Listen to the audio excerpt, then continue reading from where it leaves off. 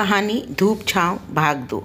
TV के सामने पड़ी वो आराम कुर्सियां जिन पर वो कभी बैठकर ठहाके लगाते थे और उनकी पत्नियां उन्हें यूं हंसते मुस्कुराते देखकर खुश होती थी, अब सुनसान थीं।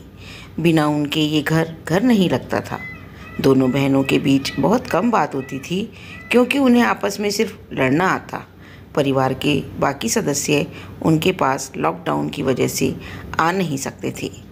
ऐसे कई रिश्ते थे उनकी ज़िंदगी में जिन्हें उनकी फ़िक्र थी, लेकिन कोरोना काल की विपत्ति में सब बेबस थे। वापस आने पर जो भी रसोई में बचा था दोनों ने खाया और अपने अपने कमरों में सोने चली गईं। उन्होंने दरवाज़ों को खुला रखा क्योंकि दरवाज़ा बंद करने पर उन्हें अपने पतियों की और याद आने लगती। उस घर में एक नौकर हमेशा मौजूद रहता था, पर लॉकडाउन के चलते वह भी अपने गांव में फंसा था।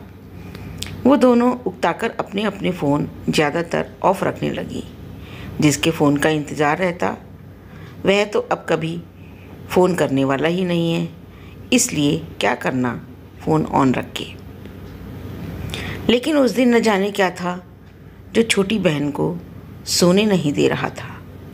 वो बार बार बेचैन होकर उठ बैठ जाती।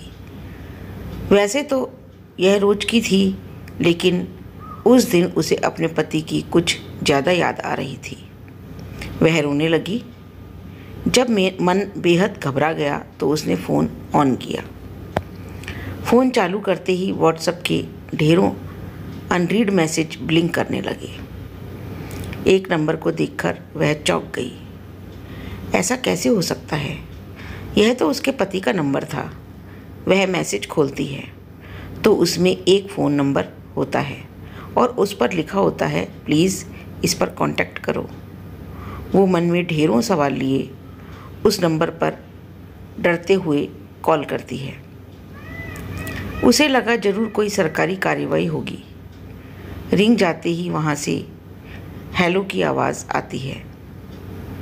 हेलो मैडम, आप मिसेस कैरी बोल रही हैं? बेहद घबराई आवाज़ में वह बोलती है। हाँ, आपके लिए एक अच्छी खबर है। जो 7 लोग मृत घोषित किए गए थे उनमें आपके पति का नाम नहीं है। वो बीमार थे और दूसरे अस्पताल में भर्ती थे। एक ही नाम का होने की वजह से गलती हो गई। वो अभी अस्पताल में भर्ती हैं। फ़िलहाल वो स्वस्थ हैं और जल्दी ही आपसे बात करेंगे। Good night. यह कहकर फ़ोन काट दिया जाता है। उसने दुखों को अंधेरी गली में जाते देखा। पीली रोशनी के बल्ब में चीज़ों के धुंधले में आकार नज़र आ रहे थे, मानो भारी उथल पुथल के बीच आकारों की नई दुनिया उभर रही हो। उसका मन खुशी से भर गया और सांस जैसे अटक गई। वो भागकर बहन के कमरे में जाती है, लेकिन कमरे के दरवाजे पर ठिठक जाती है। बेचारी शैली, उसने अपने मन ही मन सोचा, क्या उसे बताना ठीक होगा? मेरी खुशी से बहन का दुख बढ़ जाएगा। इस बात को फ़िलहाल अपने तक रखना ही सही होगा। वह बहन के पास जाती है, देखती है शैली चैन की नींद सोई हुई थी। उसका आधा चेहरा तकिए में छुपा था, जैसे अभी अभी रोकर सोई होगी। उसके चेहरे पर एक अजीब सी शांति थी। वह थोड़ा करवट लेती है तो चेहरे पर सजीव सी मुस्कुराहट बिखर जाती है, जिनमें खुशी के भाव थे। हालांकि पलकें बंद थीं, फिर भी ऐसा लग रहा था कि शब्द फूट पड़ेंगे। मन में कितना भी दुख हो, नींद उन्हें धीरे धीरे चुराकर खुशनुमा सपनों में तब्दील कर देती है। रात काफ़ी ढल चुकी थी। कैरी बिना कुछ बोले अपने कमरे में वापस आ जाती है। शैली को लगता है जैसे नींद में कोई उसे जगा रहा हो।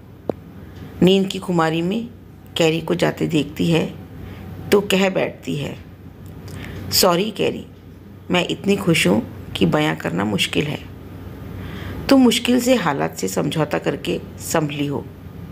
मैं नहीं चाहती तुम मेरी खुशी को महसूस करके अपने भाग्य को दोष दो।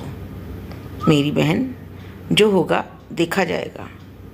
फ़िलहाल मैं तुम्हें यह नहीं दिखा सकती हूँ। वह अपनी बाईं हथेली को सीधा करके अपने मोबाइल में आए नंबर और कई बार पढ़े जा चुके मेल को फिर से एक बार पढ़ती है, जिसमें लिखा होता है, प्रिय शैली, आपसे संपर्क करने की बहुत कोशिश की गई, लेकिन आपका मोबाइल हमेशा बंद रहता है। इसलिए मेल कर रहा हूँ कि जिस शिप को समुद्री लुटेरों द्वारा लूटा गया था, पर आशंका थी कि सभी कर्मचारी मारे गए, उसके बारे में पता चला है कि लाइफ बोट के जरिए 3-4 लोग उस पर से भागने में कामयाब हो गए थे। उनमें से एक आपके पति भी थे। मैंने उन्हें खुद अपनी आँखों से सुरक्षित देखा है और वो जल्दी ही वापस आएंगे। शैली इस मैसेज को कई बार पढ़ती है, फिर कैरी के पास बिस्तर पर जाकर उसके सिर को प्यार से सहलाती है। मेरी छोटी बहन, मैं तुम्हें अपनी खुशी बताकर दुखी नहीं कर सकती। तभी फ़ोन की घंटी बजती है और वह जाग जाती है। यदि कहानी का भाग 1 और भाग 2 आपको अच्छा लगा तो कृपया लाइक, सब्सक्राइब और शेयर ज़रूर करें। धन्यवाद।